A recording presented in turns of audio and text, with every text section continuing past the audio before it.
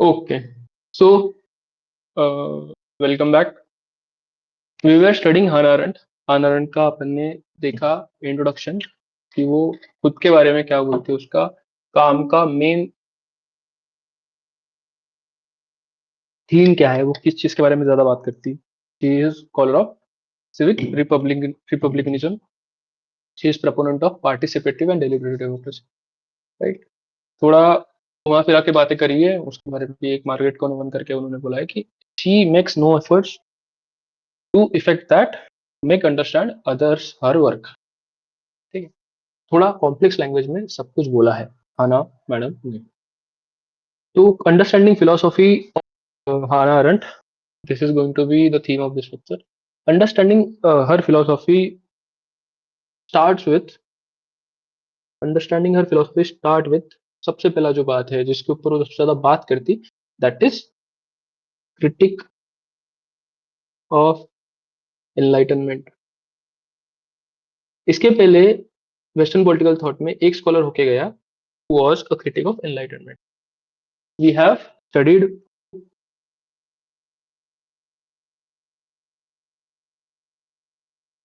we have studied who? We have studied Rousseau. Rousseau is also a critic of enlightenment. Rousseau is against modernity. Rousseau जो है, similar works है Rousseau और Hannah Arendt के. Not similar, they talk about different things, but they criticize the same thing. That is enlightenment or rationality that comes out of it. Rationality that comes out of it. सबसे पहले Hannah Arendt criticize Locke. She criticized Locke. ठीक है. Lock को सबसे पहले criticise करती है Hannah Arendt. कैसे क्रिटिसाइज करती? Hannah Arendt लॉक के लिए बोलेगी कि Hannah Arendt बोलती है कि लॉक जो है राइट टू प्रॉपर्टी को ज्यादा इंपॉर्टेंस देता, right to life and right to liberty. Right. Locke के लिए इकोनॉमिक से ज्यादा इंपॉर्टेंट, इकोनॉमिक ज्यादा इंपॉर्टेंट है पॉलिटिकल से. राइट. और लॉक किस चीज की बात करता? Locke talks about representative democracy. Locke talks about representative democracy जिसमें we will outsource political work to our representatives. ठीक है. लॉक का क्रिटिसिज्म कौन से पॉइंट्स पे हाना अरेंट करती है? सबसे पहला, Locke gives primacy to right to property. Right to property is greater than right to life for Locke. सबसे पहले ये पॉइंट पे Hannah Arendt will criticise Locke. Other point she will criticise Locke on, मतलब यही point का extension है कि for Locke economy और इकोनॉमिक एक्टिविटी या फिर economic sphere is more than political sphere. Locke के लिए political sphere just as a law and order maintaining thing so that economy flourishes, right to property flourishes. Right. और जो दूसरा है, यही चीज का एक्सटेंशन और है कि economy is greater than political sphere. यही चीज का एक्सटेंशन है कि लॉक टॉक्स अबाउट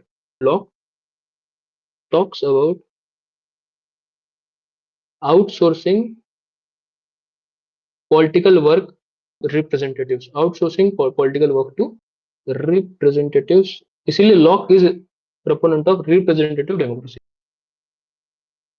ठीक है. ये तीनों चीजों को लेके हाना अरेंट क्रिटिसाइज करती है. कैसे क्रिटिसाइज करती है? हाना अरेंट बोलेगी राइट टू लाइफ ज्यादा इंपॉर्टेंट है. हाना अरेंट बोलेगी कि पॉलिटिकल स्फीयर ज्यादा इंपॉर्टेंट है. और हाना अरेंट बोलेगी कि आउटसोर्स मत करो पॉलिटिकल वर्क को रिप्रेजेंटेटिव डेमोक्रेसी के द्वारा to deliberative democracy. Deliberative democracy. ऐसे वो लॉक को क्रिटिसाइज करती है. She is a critic of modernity. सबसे पहले she will criticise Locke. She is critic of modernity, criticising Locke. And she is a supporter of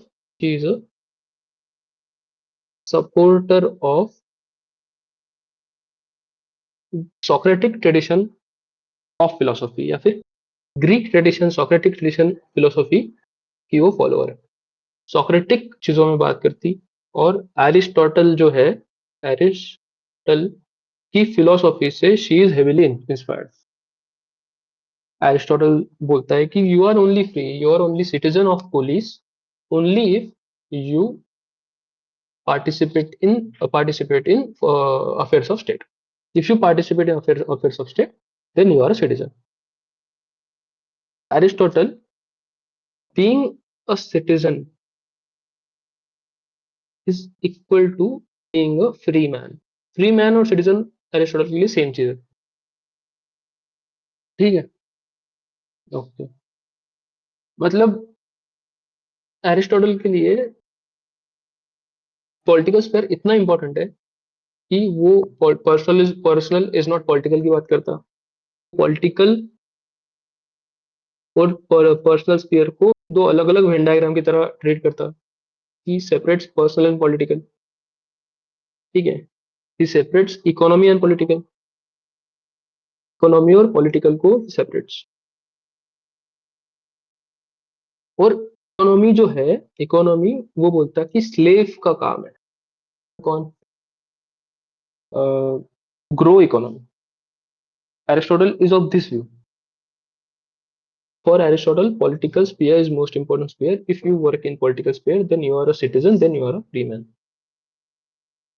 personal और political ये दोनों डिफरेंट चीजें हैं, जो कि प्लेटो क्रिटिसाइज करते हुए बोलता है कि authority of statesman and authority of king are authority of statesman and authority of head of the house are two very different things.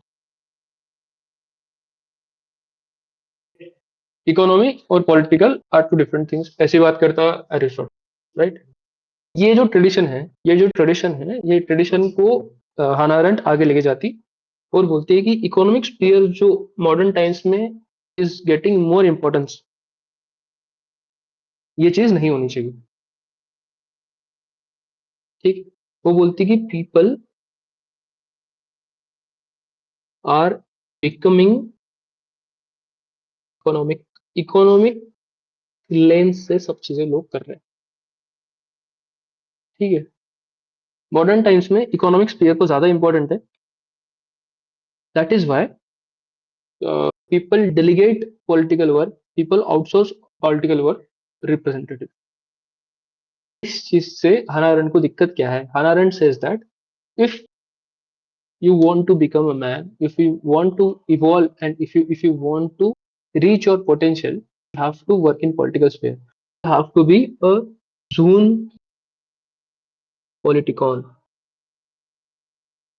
जून पॉलिटिकॉन अगर आपको बनना है, जून मतलब जू मतलब एनिमल, पॉलिटिकल मतलब politics. If you want to become animal who does politics, if you are animal who does politics, then you are a man in truest sense of terms. You are a human in truest sense. Otherwise, you are not. Right? So, for Hannah Arendt, she says economic sphere is not as important as political sphere. And for if you are only working in economic sphere, she says that man is becoming a economic man. Economic man. ये दो terms है, एक जून पॉलिटिकॉन है और एक economic man है. तो हाना aren't gives more importance to zone politicon. Economic man, she says that by being an economic man, man will not reach its actuality.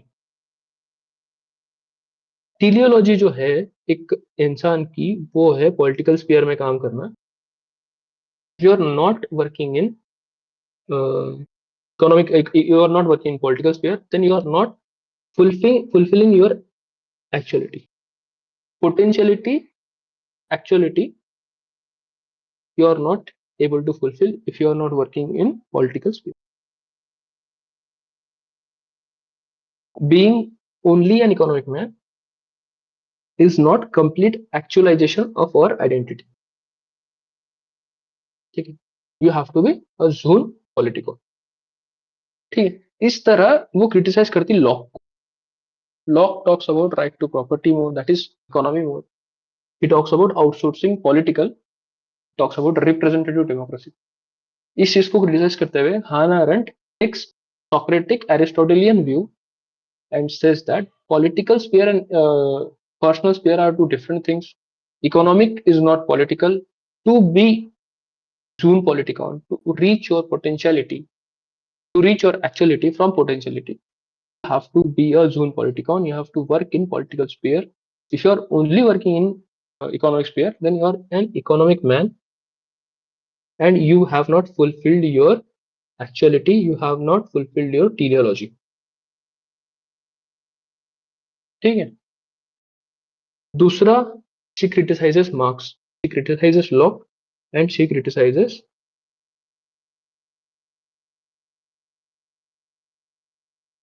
right. अभी मार्क्स, जब we are studying Marx, when we studied Marx, Marx क्या बोलता कि man is a creative being.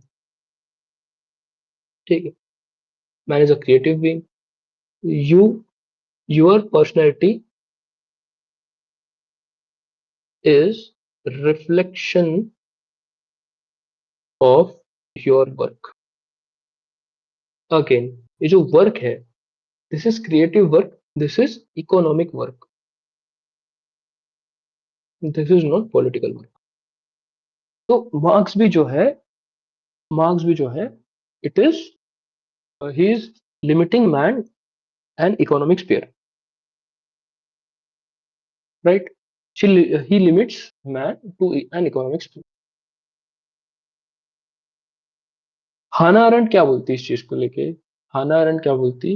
Hana aren't दोनों को criticize करते हुए बोलती कि वर्क इकोनॉमी इंपॉर्टेंट होगी to reach your actuality, reach your teleology, have to do political work. You have to work in political sphere. So Hannah Arendt says that. Hannah Arendt का एक बहुत famous quote है. With that quote says that man is a zoon politicon. Man is a political animal, right? Aristotle क्या बोलता है? Man is a political animal. Similar चीज है, same चीज है. सिमिलर क्या, सेम चीज है. Aristotle says that man by nature is a political animal. Socrates बोलता कि man by nature is a social animal. Man by nature is a social animal, man by nature is a political animal, and man is a zoon politikon, man by nature is a political animal. बस इतना ही है. Man by nature is a zoon politikon, man by nature is a political animal. इसका मतलब क्या है? Man realises potential, reaches actuality, and fulfills teleology by performing political action. By performing political.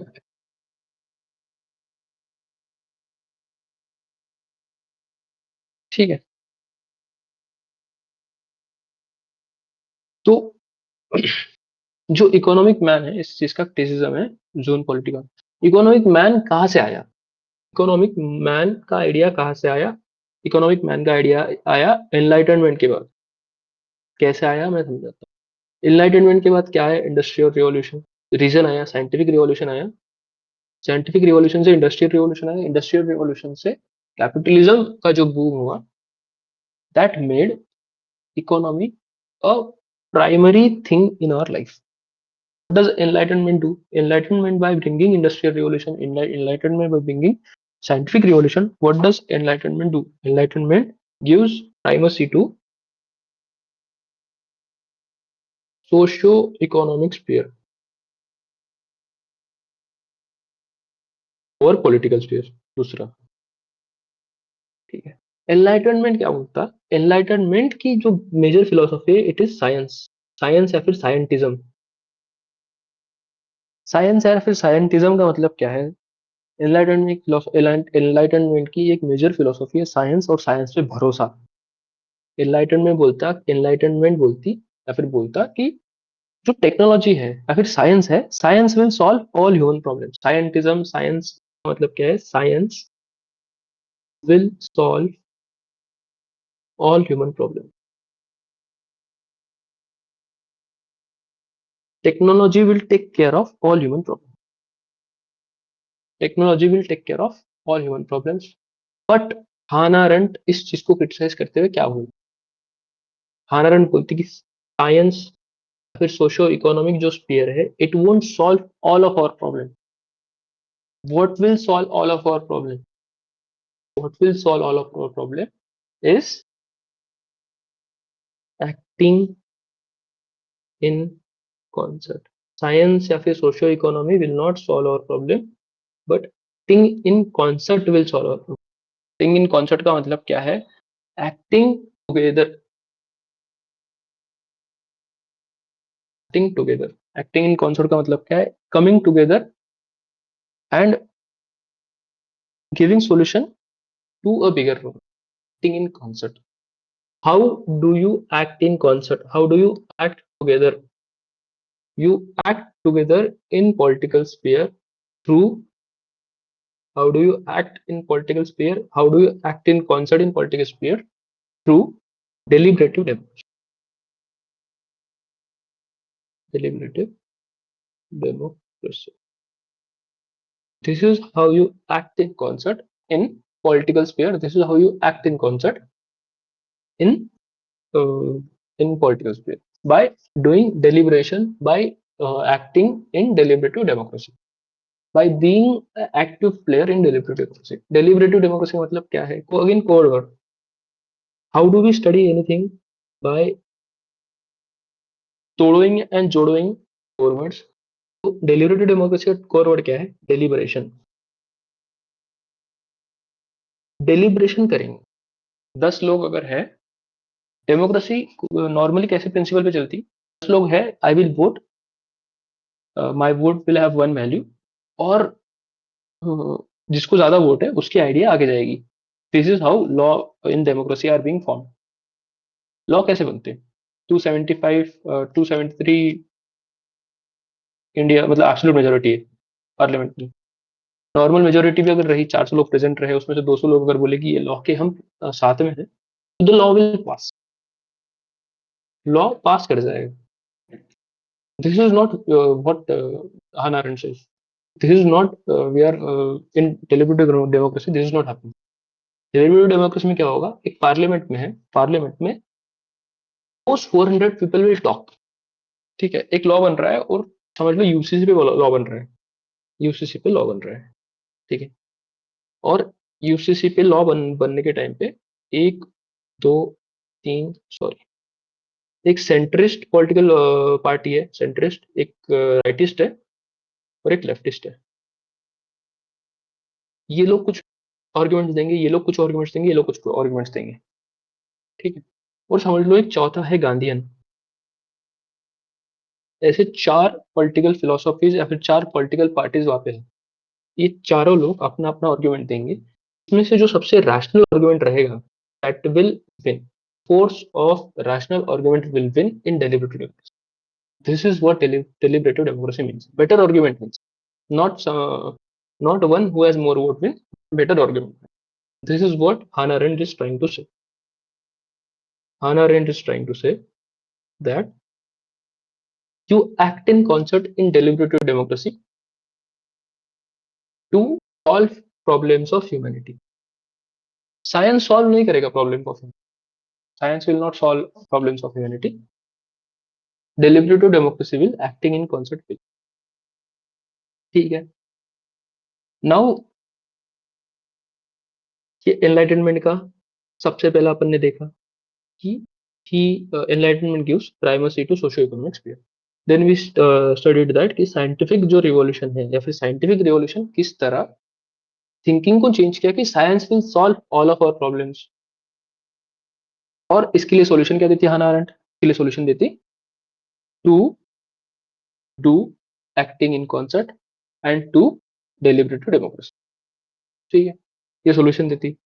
Now she analyses biggest problem of modernity. What she says is biggest problem of modernity. Biggest problem of modernity. What she says is biggest problem of modernity. It is that it isolates man. Modernity modernity, enlightenment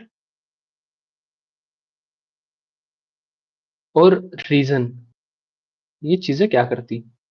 ये चीजें करती that modernity, enlightenment, reason isolates man, isolates man. ठीक है, if you are isolated, ठीक है, if you are isolated, isolation का मतलब क्या बोलती हो? आइसोलेट्स मैन मतलब limiting man only to economic sphere, neglecting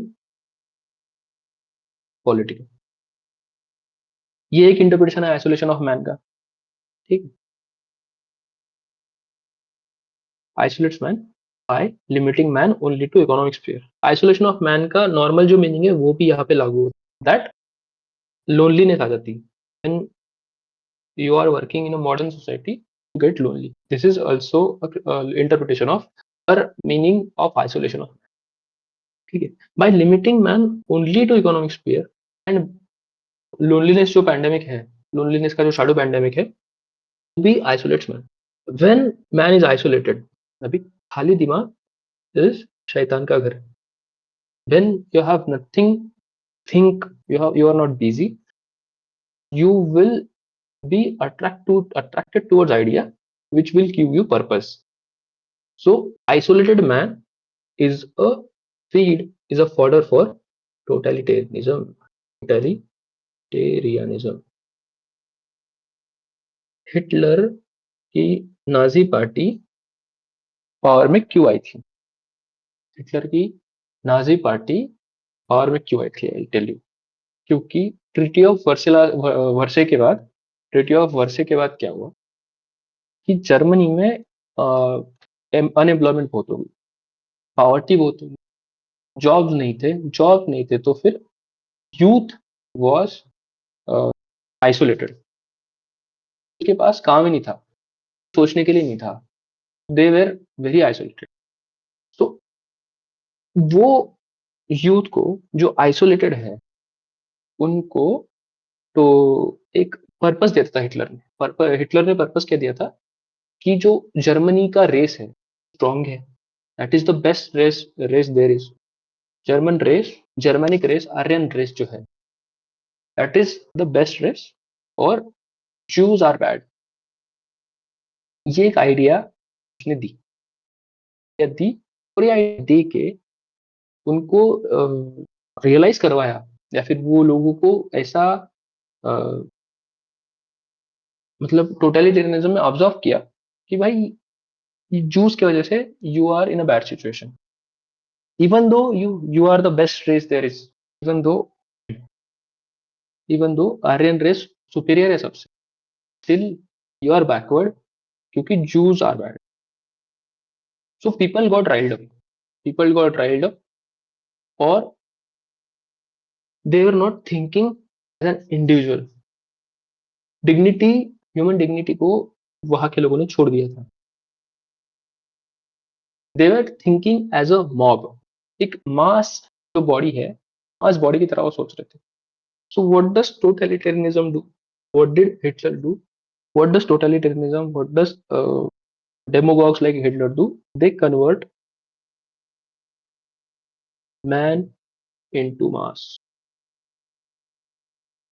They convert man to mass. अभी मॉब जो है, मॉब का कोई नाम नहीं होता। Mob is faceless, mob is sheep का हर्ड है। मॉब कैसे चलता? Mob is faceless, mob is nameless. You kill someone, फिर भी आप पे कोई उंगली नहीं उठाएगा क्योंकि you were in a mob.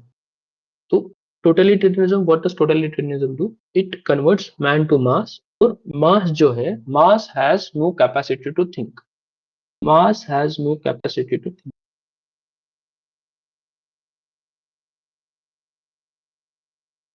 ठीक है, when you are in mass, अगर आप भीड़ चाल कर रहे हो तो आप सोचते नहीं हो, राइट? जैसे इंडिया में कुछ नहीं करना है तो इंजीनियरिंग करना है, मतलब तो वो जो भेड़चाल है उसमें सोचना नहीं है बहुत ज्यादा कि क्या करना है, इंजीनियरिंग करना है, क्योंकि हर कोई वही कर रहा है। जो मास है, इंजीनियरिज्म का टोटलिटेरियन आइडिया हो गया इंडियन पॉपुलेशन में। Engineering is such a good thing that doing engineering will make your life. But this is not the case. So engineering has a totalitarian effect on population of India. Engineering converts man to mass. In masses, people do engineering, and this mass does not have capacity to think, और भेड़चाल करके everyone does engineering, right? Rank one को भी पूछ लिया JEE के engineering क्यों करना है, तो कोई खास आइडिया नहीं रहेगा उसको, क्योंकि माँ बाप ने बोला था, पढ़ लिया रैंक वन आ गई, बट क्यों करना है उसका आइडिया नहीं है।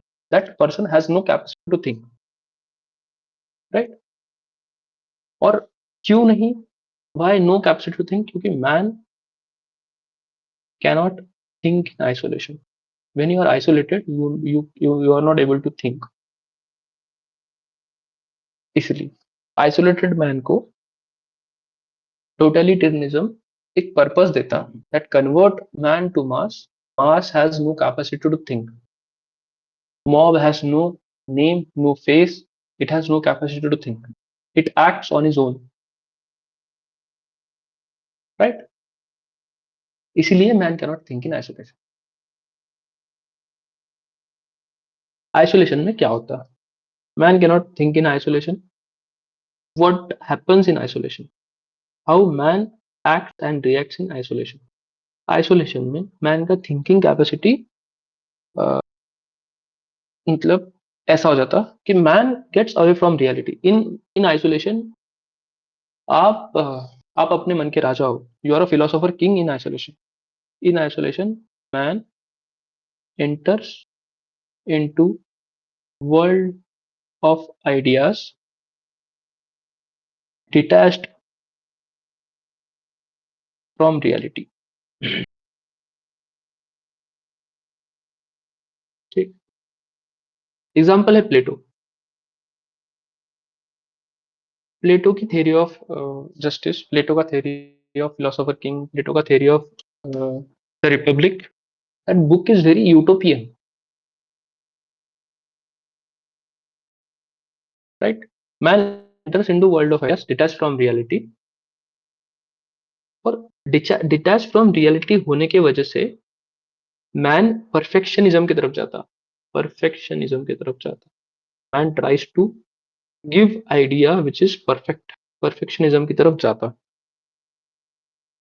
When you think you have a perfect idea, एक single idea, you think that is perfect, right? Then you will compel other people to follow your idea because you think your idea is perfect. The idea of perfection is homogenizing idea है, perfectionism is homogenizing, क्योंकि perfect के आगे तो कुछ है ही नहीं, perfect का criticism भी कुछ नहीं है। इफ यू आर परफेक्ट तो यू विल थिंक कि everyone should be like me और एवरीवन शुड फॉलो मी, तो it tries to homogenise, perfectionism tries to homogenize mass. By homogenizing mass, perfectionism become totalitarianism,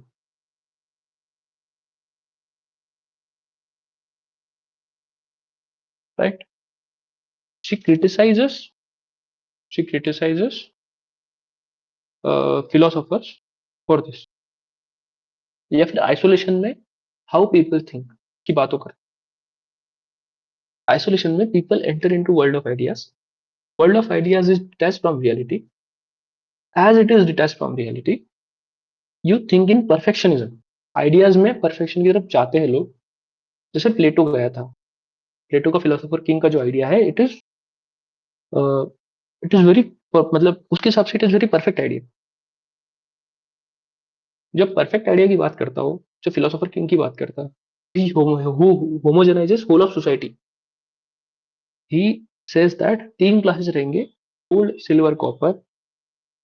किस चीज पे रहेंगे उसने बताया नहीं। He thought that उसका idea of justice, functional specialisation, proper stationing और नॉन इंटरफेरेंस बेस्ट है। But he did not think कि वो 3 क्लासेस के पीछे ह्यूमंस है, उनका डिग्निटी है। That homogenising thing leads to totalitarianism. He homogenized people of Athens in 3 classes, and that led to totalitarianism. Hitler on the same thing. Hitler thought that German race, Germanic race, Aryan race was perfect, or people got uh, people got inspired by that. People rallied him, और जो मास है Germany का, that was behind Hitler. No, not many of them thought that कि बात है जो human dignity के opposite है। जूस का जो परसिक्यूशन हुआ ये ह्यूमन डिग्निटी के अपोजिट है, ये बहुत कम लोगों ने सोचा होगा। They were homogenized to think that Aryan race was superior than all other race, and they were in a totalitarian system, or by homogenized mass they become totalitarian, that society become totalitarian। ठीक है, क्योंकि isolation में man ऐसी बात करता, philosopher ये ऐसी बातें करते। Philosopher talks about perfectionism, philosopher talks about totalitarianism. Philosophers try to homogenize whole of mass. That is why Arendt hates philosophy. That is why Hannah Arendt developed aversion towards philosophy. Hannah Arendt does not like philosophy. There is another reason why she does not like philosophy. क्यों? क्योंकि जब Hitler का rule था Germany में, Hitler जब rule कर रहा था Germany, she was studying philosophy there. Hitler के टाइम पे she was studying philosophy in Germany. Right. Hannah Arendt was a Jew. She was studying as a Jew in Germany during Hitler's time. अभी आप अगर जू हो वो time पे, कोई आपको प्लेटो सिखा रहा है, कोई एरिस्टोटल सिखा रहा है, कोई सिखा रहा है, कोई कार्ल यंग सिखा रहा है, फिर कोई हॉब सिखा रहा है, कांट सिखा रहा है, तो यू विल थिंक दैट कि ये क्या नीच बात कर रहा है ये, या फिर क्या बेकार बात कर रहा है। क्योंकि फिलोसॉफी का वो टाइम के जर्मनी में मतलब कोई रिलेवेंस ही नहीं था। Philosophy was not needed of that types of that time Germany. What was needed was action। और कौन सी एक्शन चाहिए थी वो टाइम पे? Political action. Philosophy was not needed at that times of Germany. What was needed was political action। That is why she thinks that, but that is why she thinks that philosophy is a bad discipline। She thinks that philosophy is not something to be studied, right? She criticizes Plato. She criticizes Plato for bringing totalitarianism in WPT। ठीक है, उसके बाद पर प्लेटो को criticize करते करते वो naturally किसको एडमायर करेगी? वो सोक्रेटिस को एडमायर करेगी। She will like Socrates. Why will she like Socrates? Because Socrates lived a life of action. He was a philosopher of अगोरा। फिलोसोफर ऑफ अगोरा था। he lived a life of action। he died he died changing people's life। he tried to educate people of Athens। he lived a life of action, and he lived a life of political action। और हाना aren't will also admire Aristotle. Aristotle को क्यों admire करेगी? Man is zoom politicon. Man is a political animal. काफी simple चीज है. Man is a political animal. Civic republicanism जो western political thought में लाया वो लाया एरिस्टोटल. इसलिए she has a likeness towards Aristotle and Socrates. But वो एरिस्टोटल को क्रिटिसाइज भी तो करेगी. कैसे क्रिटिसाइज करेगी कि एरिस्टोटल का कंसेप्शन ऑफ इक्वालिटी बहुत बेकार है. मास्टर एंड स्लेव की बात करता हूँ. एरिस्टोटल पर्सनल नहीं, Aristotle not personal political. Aristotle individual की कोई बात नहीं करता. एरिस्टोटल इंडिविजुअलिज्म की कोई बात नहीं करता. एरिस्टोटल के लिए स्टेट, पुलिस, कलेक्टिव बीइंग की बात करता हूँ, होल की बात करता. He was a methodological holist, right. So this was Hannah Arendt. This was background of Hannah Arendt. कि Hannah Arendt ये फैक्टर्स पे सोचेगी या फिर ऐसे सोचेगी. She will criticize modernity. Why she will criticize modernity? Because socio-economic precedence political in modernity, or it isolates man. How does it isolate man? By limiting man to socio-economic sphere, by making him lonely. Once he is lonely, उसके बाद conversion of man to mass बहुत easy हो जाता है. And mass के पास capacity to think नहीं है. Think नहीं. She criticises western political thought. She criticises western philosophy. कैसे? क्योंकि प्लेटो ने परफेक्शनिज्म की तरफ लेके गया. But she admire Socrates and Aristotle. So this was not background कि उसके फिलोसॉफी का बैकग्राउंड क्या था. इस तरह वो सोचती है कि मतलब इस डायरेक्शन में वो सोचेगी. She will think in direction of civic republicanism. She will talk in direction of deliberative democracy. She will talks in direction of speech. And she will talk in direction of action in political sphere. She will talk in direction of thinking without barriers. So this was background of political philosophy of Hannah Arendt. I am sorry, this was background of political theory of Hannah Arendt. And building on this theory, now we'll study her theory of action, which I feel her most important theory in view of UPSC. Thank you so much. See you. Bye bye.